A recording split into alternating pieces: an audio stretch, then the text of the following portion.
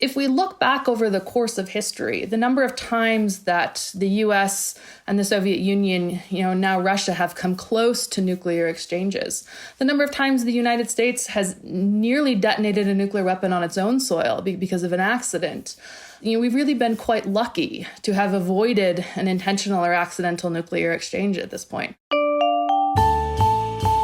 Hello and welcome to the GZERO World podcast. This is where you'll find extended versions of my interviews on public television. I'm Ian Bremmer, and today we're going nuclear, and I mean it.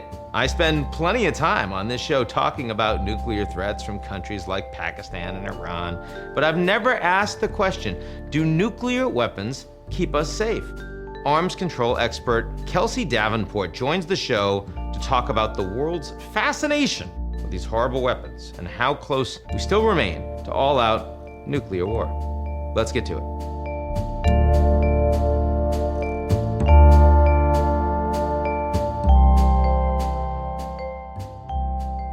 The GZERO World podcast is brought to you by our founding sponsor, First Republic.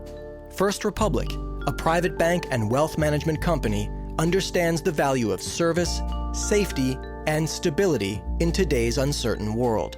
Visit firstrepublic.com to learn more. GZERO World would also like to share a message from our friends at Foreign Policy. The Paris Climate Agreement, the Iran nuclear deal. You rarely hear what happens behind the closed doors of the world's biggest agreements, until now. On the new podcast, The Negotiators, Foreign Policy is teaming up with Doha Debates to put listeners in the room. Listen to new episodes every week on Apple, Spotify, or wherever you get your podcasts.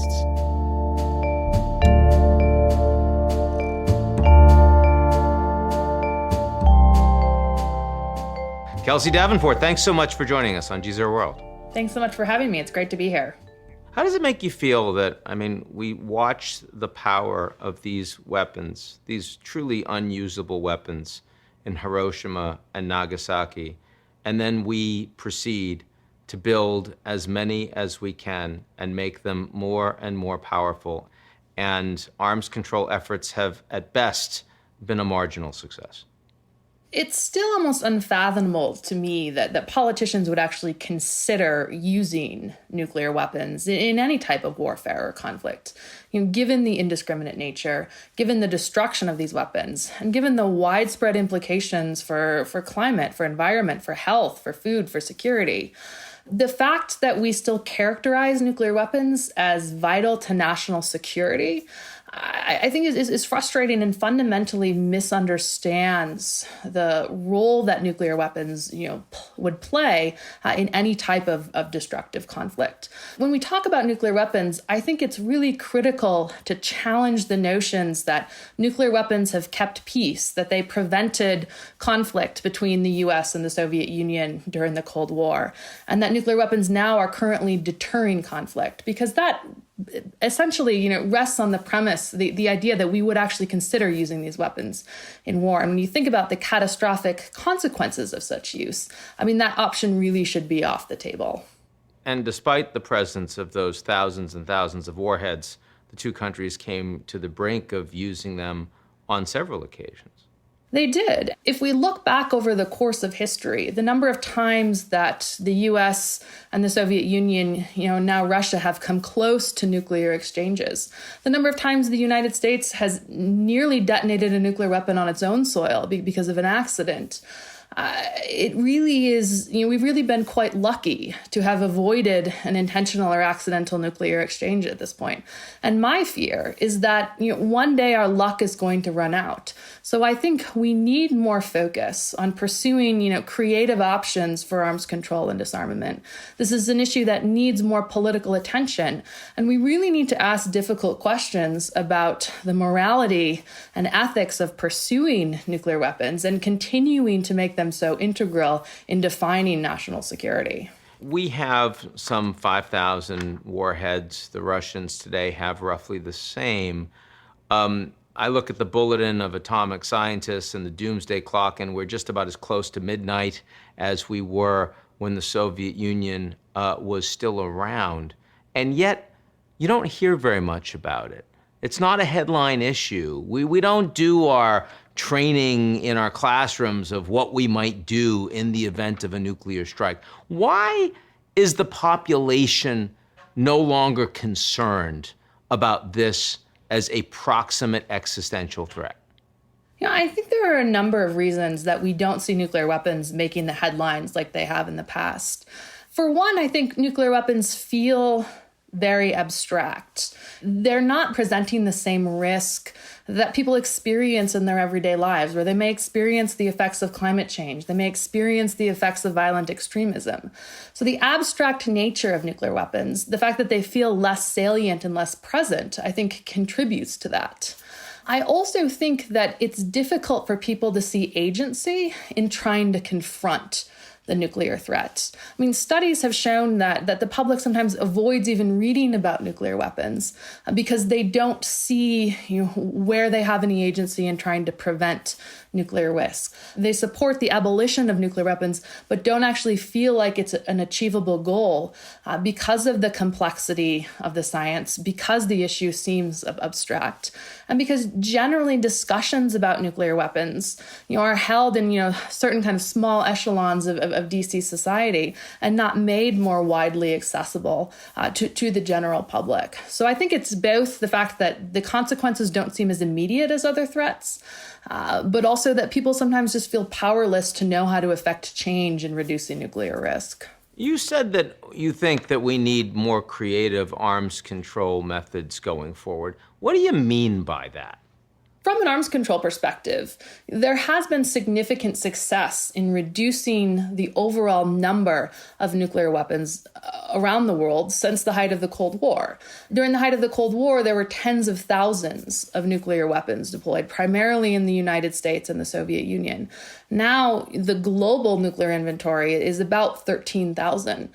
But nuclear risk is still rising despite these reductions because the nuclear-armed countries are investing in smaller nuclear weapons that are perceived as more likely to be used, and investing in delivery systems for nuclear weapons that increase risk because they reduce decision time and they blur the lines between nuclear and conventional capabilities.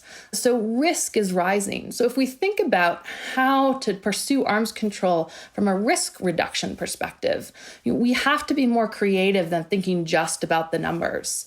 In the United States and China, for instance, it doesn't make sense to pursue an arms control agreement that cuts the number of nukes because the United States has about 1,350 deployed nuclear weapons, whereas China only has about 350. But both countries are looking into new, more destabilizing missile systems, like hypersonics. Would it be possible to reach some sort of agreement, banning that type of missile? That would add more stability, for instance, and perhaps help mitigate sort of this new nuclear arms race that we're seeing begin to play out amongst some of these countries. What's the usual strategic purpose to create new weapon systems that actually make war more likely?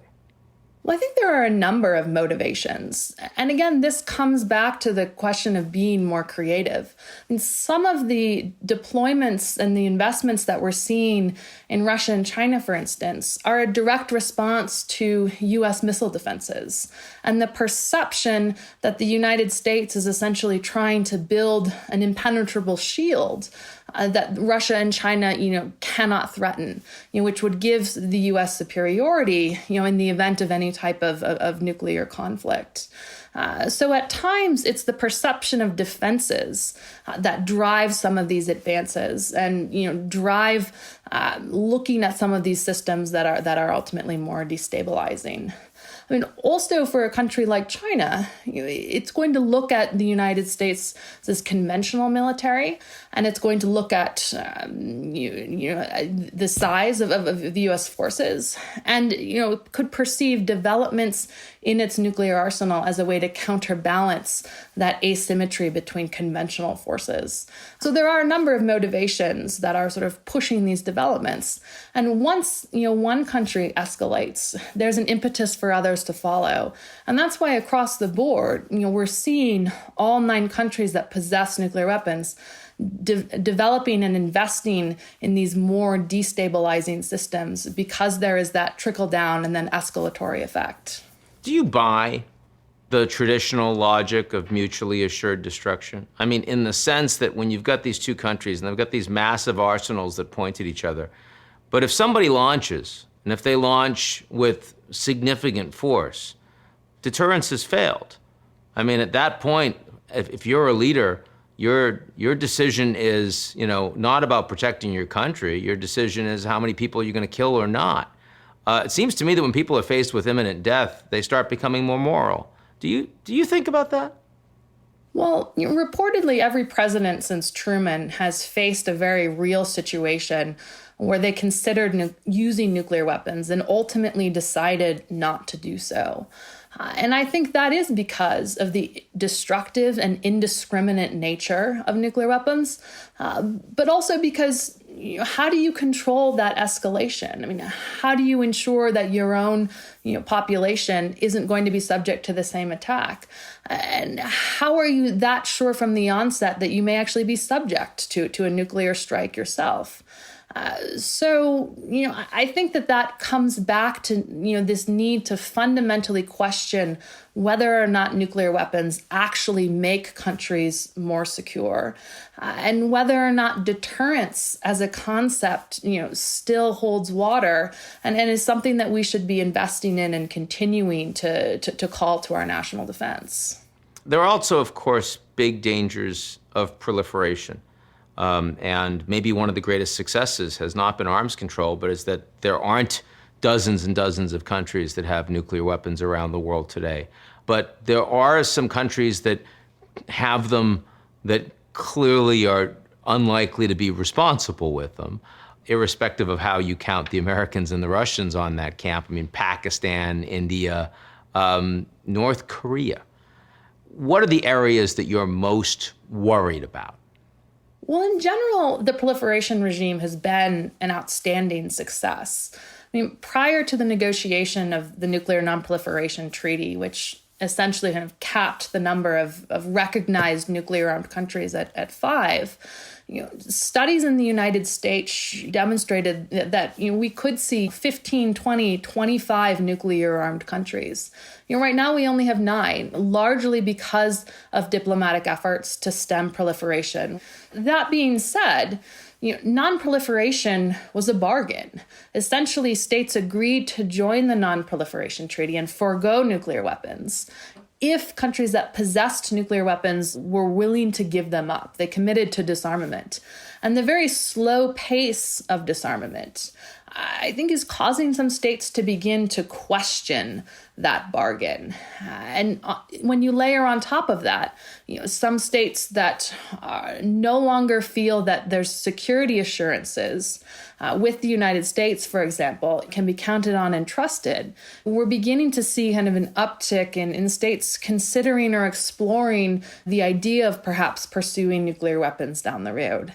And there's a debate in South Korea, for instance, about pursuing nuclear weapons, that it has its own deterrent against North Korea.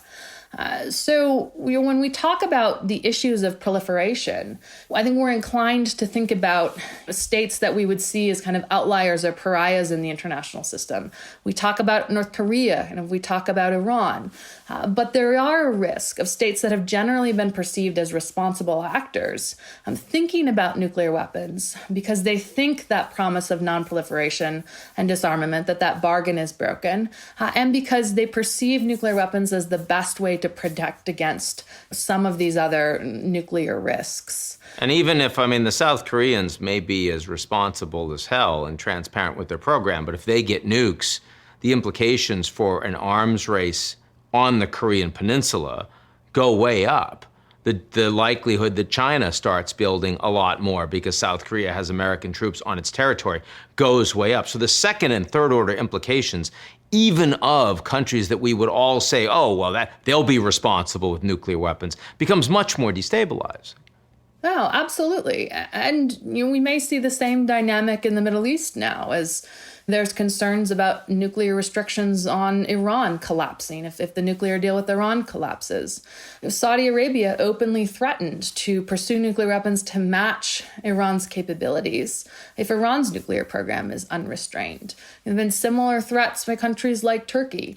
So I think while it's unlikely that a number of these states will actually follow through on these threats and pursue nuclear weapons, because it is expensive. It does take up a lot of resources.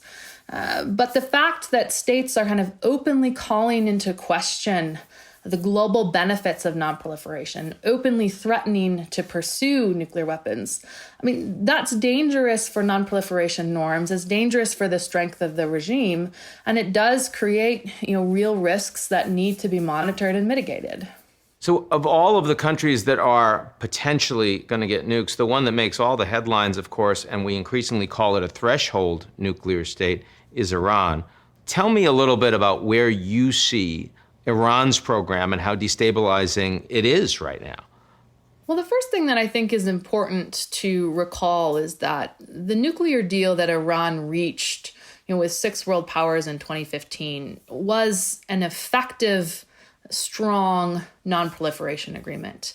And Iran was abiding by that deal when then President Trump decided to pull the United States out and reimpose sanctions on Iran in violation of the accord in May of 2018. And unsurprisingly, when the sanctions relief benefits dried up for Iran decided to violate the nuclear agreement in turn to try to leverage the U.S. back into the deal. And I think right now we're at a very critical moment where the United States is assessing whether or not the nonproliferation benefits of the accord can be restored because of the nature of Iran's violations. I mean, at this point, I think a return to the nuclear deal is still the best possible option for both the United States and Iran. I mean, it will put back in place more limits and intrusive monitoring on Iran's nuclear activity and provide Iran with the sanctions relief that it needs. And more importantly, perhaps, there is no better option than diplomacy when it comes to addressing Iran's nuclear risk. The United States and Israel, sometimes working in tandem, have over the years tried to stymie Iran's nuclear progress using an array of tactics, from cyber activities to the assassination of scientists. And every time, Iran has responded by ratcheting up its nuclear activities further. So when the United States says that it might pursue a plan B, that all options are on the table, it's like, yes, those options are on the table, but they're not good options. I mean, if the United States or Israel or the two countries working together were to conduct a strike against Iran's nuclear facilities, I mean, I'm concerned that we'd see kind of the adverse impact, that rather than abandon its nuclear program, Iran would be more incentivized to actually pursue nuclear weapons to prevent any sort of attack on its territorial integrity down the road. So again, I think military solutions, I think sanctions pressure, all of these may have some successes in the short term, but in the long term, it's just more likely to push Iran in the wrong direction. So I think it's critical to right now try to pursue a return to the nuclear deal. And if that fails, to consider other diplomatic options, perhaps a broader agreement that addresses some of Iran's concerns in other areas, likewise U.S. concerns, or perhaps at least an interim deal that stabilizes the current situation. But the bottom line here is that diplomacy is the only way to address Iran's nuclear program in a verifiable manner that provides the strongest possible guarantees that Iran can't pursue nuclear weapons. Kelsey Davenport, thanks so much for being on with us today at GZERO World. Thanks for having me. That's it for today's edition of the GZERO World podcast. Like what you've heard? Come check us out at gzeromedia.com and sign up for our newsletter, Signal.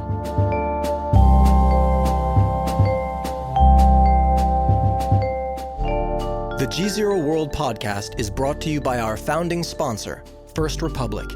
First Republic, a private bank and wealth management company, understands the value of service, safety, and stability in today's uncertain world. Visit firstrepublic.com to learn more. GZERO World would also like to share a message from our friends at Foreign Policy. The Paris Climate Agreement, the Iran nuclear deal. You rarely hear what happens behind the closed doors of the world's biggest agreements. Until now. On the new podcast, The Negotiators, Foreign Policy is teaming up with Doha Debates to put listeners in the room. Listen to new episodes every week on Apple, Spotify, or wherever you get your podcasts.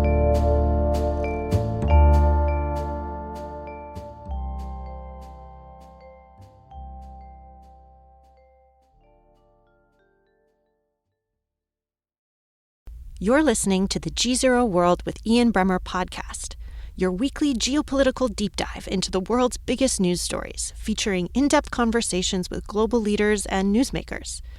To get more of GZERO's insights on global politics every morning, sign up for our free newsletter, GZERO Daily, at gzeromedia.com.